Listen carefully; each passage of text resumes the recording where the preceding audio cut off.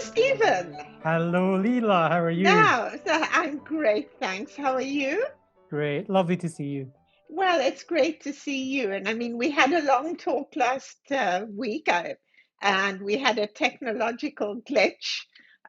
So here we are back at square one, and I cannot thank you enough for your patience. So let's just actually, as I was waiting while this was all getting set up, I suddenly thought in your case and in the case with musicians that I chat with, this series could be called Behind the Bio, because when you read a bio of a musician and you go to a concert and you pick up the program, I think it's probably the worst part of any presentation we ever put on, because the bios are all the same and they're dreadful, and I don't give a damn which orchestras you've played for before you've come to us, and which conductors, whose batons you followed. It's so uninteresting. So with your permission, I would like to ask you the questions that are not in the bio, such as Feel free. how old were you when you first started playing the piano? Why did you start playing the piano? I started playing as soon as I could reach, like as a toddler. I remember picking nursery rhymes out on the keyboard, like literally sort of playing up here. Why? I don't know. I was completely magnetically attracted to the piano. And I know when I was young, when I woke up, I didn't sleep much as a kid. I woke up very early and I would go straight downstairs to the piano and start playing, and my poor parents would come and take me back to bed. My dad put a note on the piano saying, "Don't play before 7:30." And it was so boring, like those couple of hours after I woke up, just waiting for 7:30 to come, and then 7:30 on the dot. So who played the piano in your house? Yeah, actually, both my parents did, and I can remember them playing piano duets together. So at what point did you realize, obviously your parents must have been delighted when they saw your interest in music, and at what point I think they were concerned as well. There's that sort of typical, really? Well, just, is he going to be able to make a living? That kind of thing. So Yes, they always encouraged me to keep my education as broad as possible, while recognizing that for me, there wasn't really much other option. So it turns out that was really helpful to me just in terms of being a musician, because one of the things they encouraged me to do was a joint degree. Where my piano teacher was in Manchester, there was this joint course where you did the music degree, the performing degree at the music college, and then the university did a music degree. And it was like doing 1.5 degrees, essentially, because you didn't have any academic stuff at the college. But at the university, I met one of the most important people in terms of influences on my playing, who was my professor there, called Ian Kemp. And also just the breadth of music that I encountered on that course went far beyond where my natural curiosity would have taken me, from Ockeghem to Stockhausen tape pieces to, all this kind of stuff. Yeah. So I would love to, for one little bit, return to, because you were so fascinating about the business of recording. One of the things I think we talked about last week was there's almost a different quality in the sound coming out of the piano when you're playing Rachmaninoff and when you're playing Beethoven. And is it because it's in a different studio? Is it because how you actually play and that's what you manage to convey? Or I would guess that obviously the piano and the acoustic can make a difference. I think putting those aside, the fundamental thing is just the feeling in the music, and that dictates certain things. So it's not actually a conscious decision of I want the sound to be like this or that. It's just because the feeling in music is different, automatic. Actually, also physically, the feeling is different. These massive, big Rachmaninoff textures where they're so kind of full of notes, seems to lend itself to a certain kind of richness in the sound, without self-consciously thinking about it. I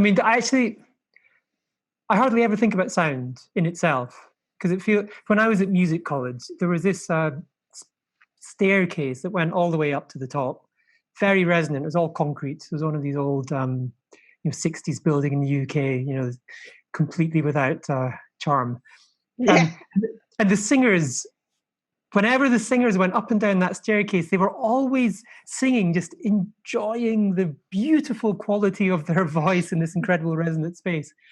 And I've always been allergic to that kind of thing, allergic to preening and the sort of sound in itself and how wonderful this sounds. To me, I mean, the sound obviously has to reflect what's happening in the music. I mean, it's one of the most crucial parts of it, but it can't be the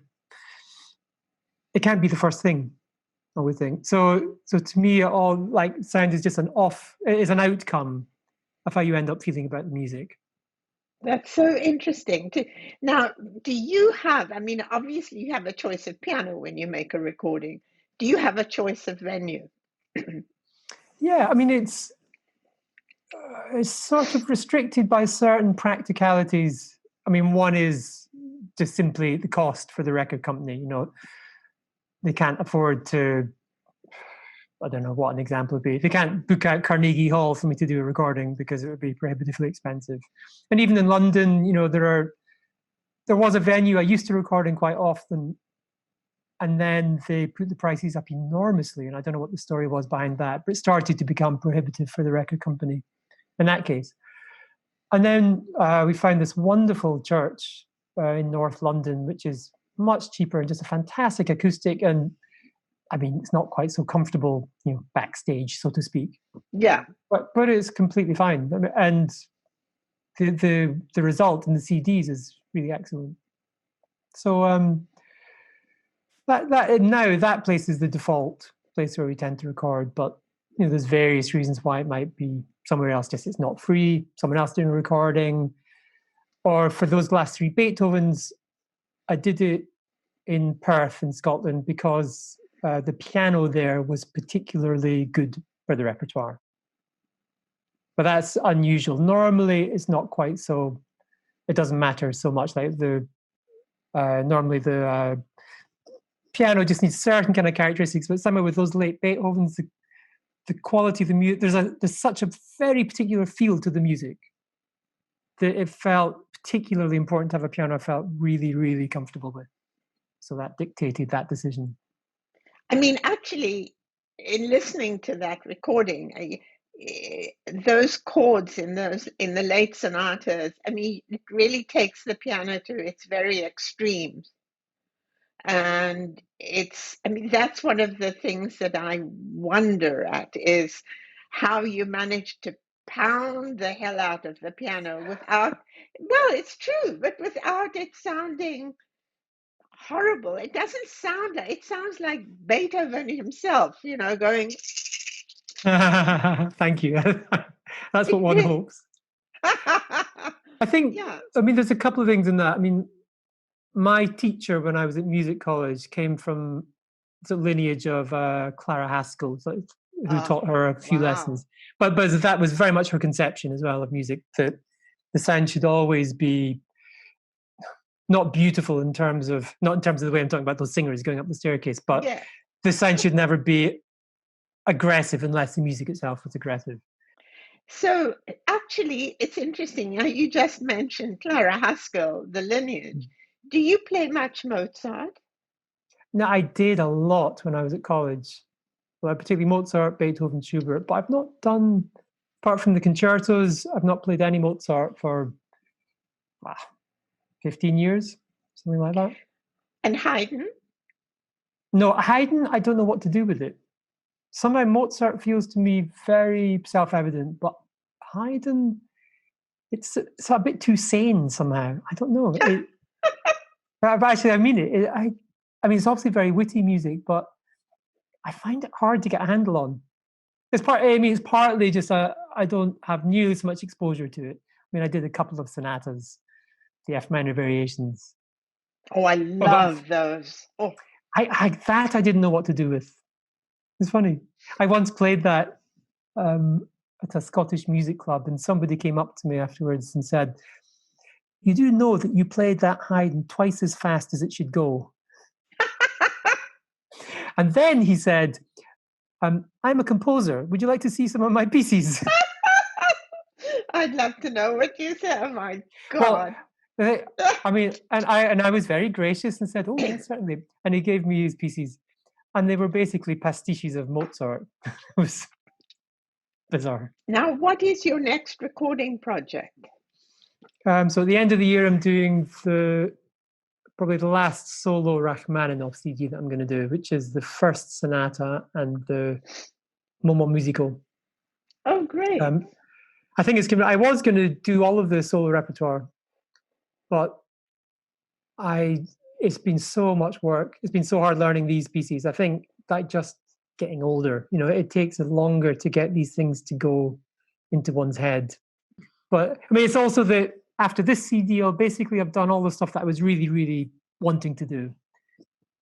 And it would be another 2 CDs worth of really hard work to finish it Yes. off. And Yeah. I think I'd rather give the time to things that I'm feeling more passionate about. Because in the past, whenever I've learned things that seemed like a good idea, but weren't things I was really passionate about, I always regretted it because it felt like relatively a waste of time, rather than doing something that you feel this inner need to do.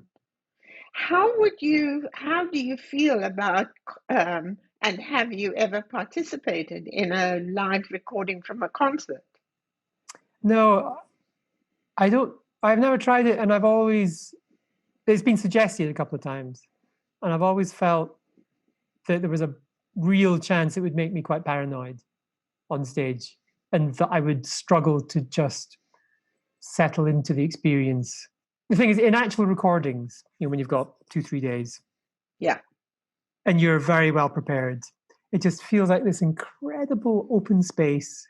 But for that to come out, it really depends on you being relaxed and trusting it. And so that's the thing that I wouldn't be sure I would find when it's so dependent on this one performance in a live concert. so that of course leads right into a question, which is, do you feel nervous when you walk out on stage to play a concert? Yeah, it depends on the night. I mean, for years when I started off, I didn't have almost any nerves. And then out of the blue, in my late 20s, I suddenly got, like, literally during one concert, suddenly I thought I was going to forget everything. It was really strange. And I still don't know why it emerged then, but it did.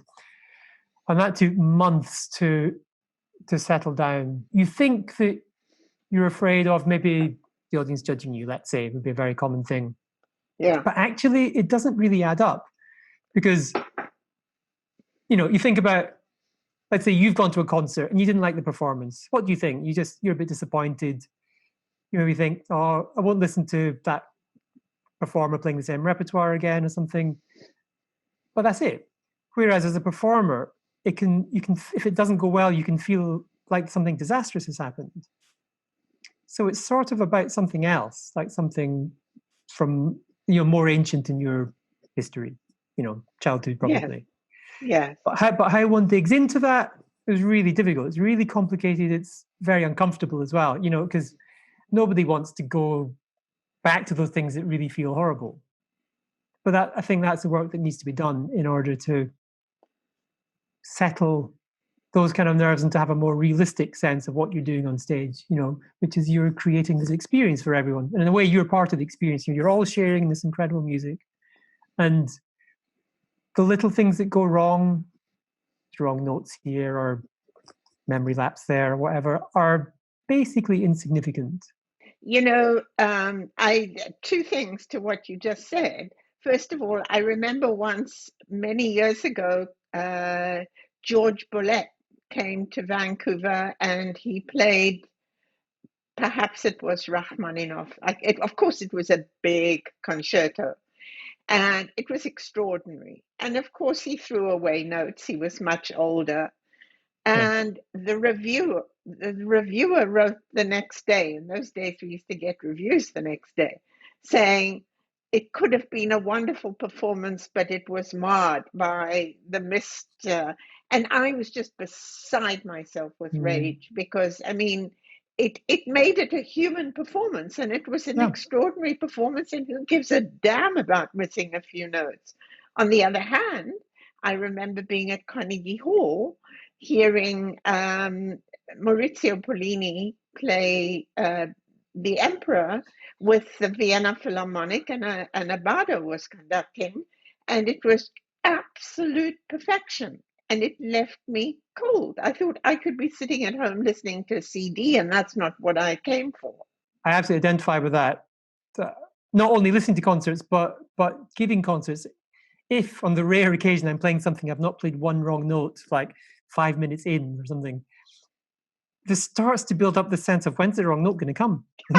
It's really strange. It can become quite insistent. So well, in those cases, it's a relief when the wrong note does come. I mean, as far as you know, Stephen, when is your next concert that's going to be played?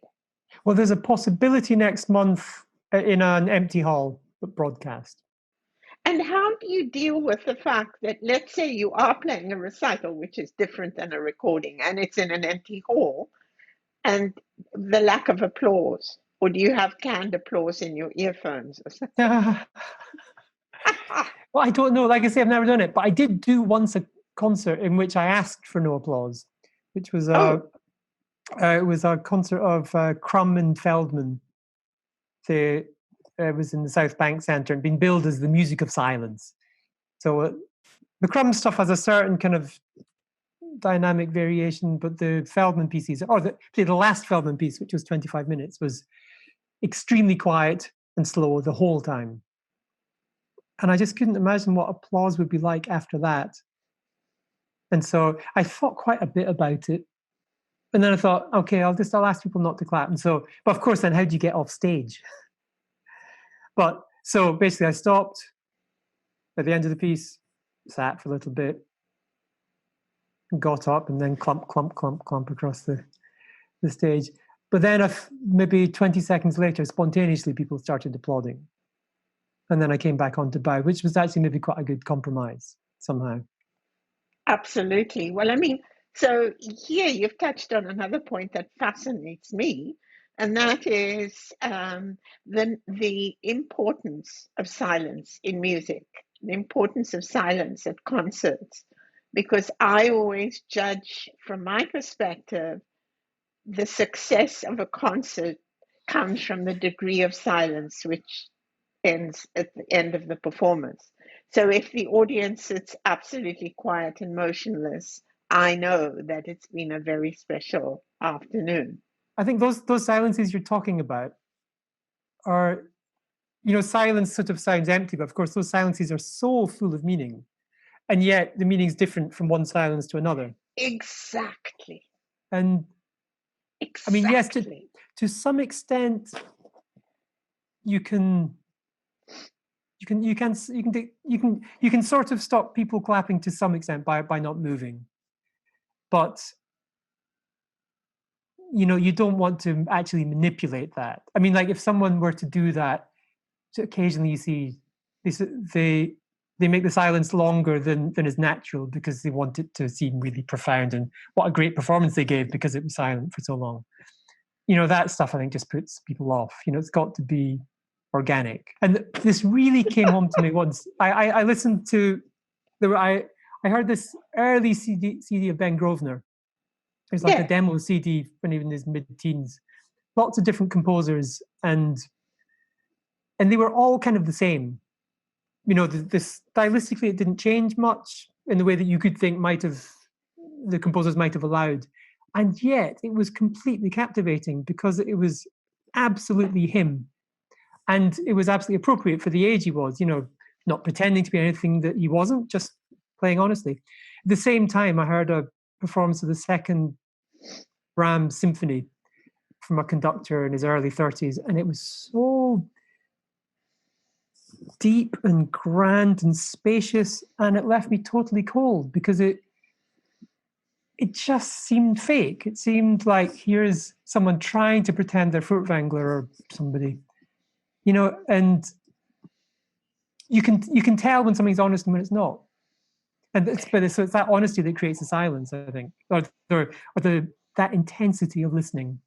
It's so fascinating to hear you talk about this, because I mean, this is the essence. This is why I love my job so much, because I strive for those performances where that happens. It doesn't happen all the time.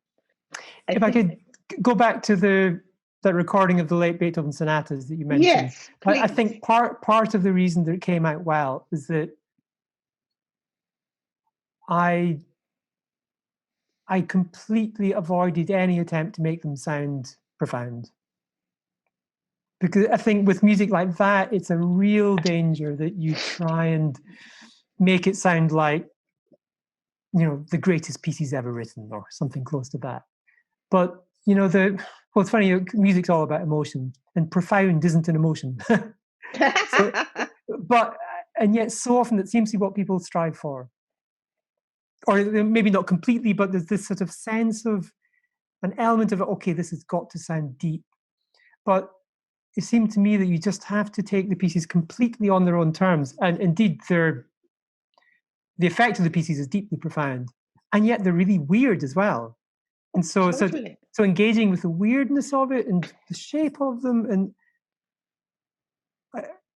I just tried to take them on their own terms. But it's funny because as I was starting recording, I felt the weight of what I've talked about.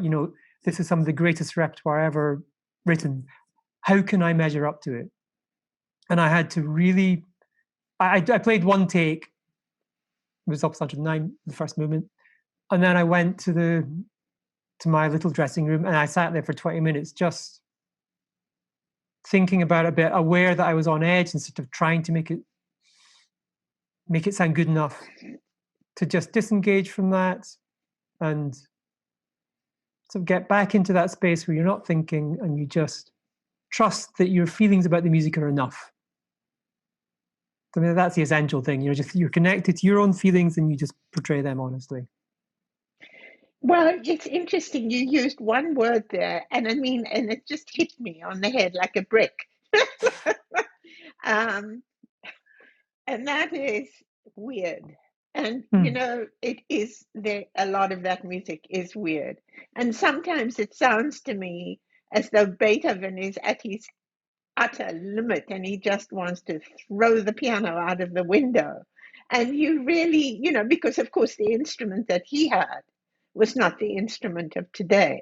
And Yeah. actually, that's maybe an interesting thought, is how different might his music have been if he had had the kind of piano that we have today.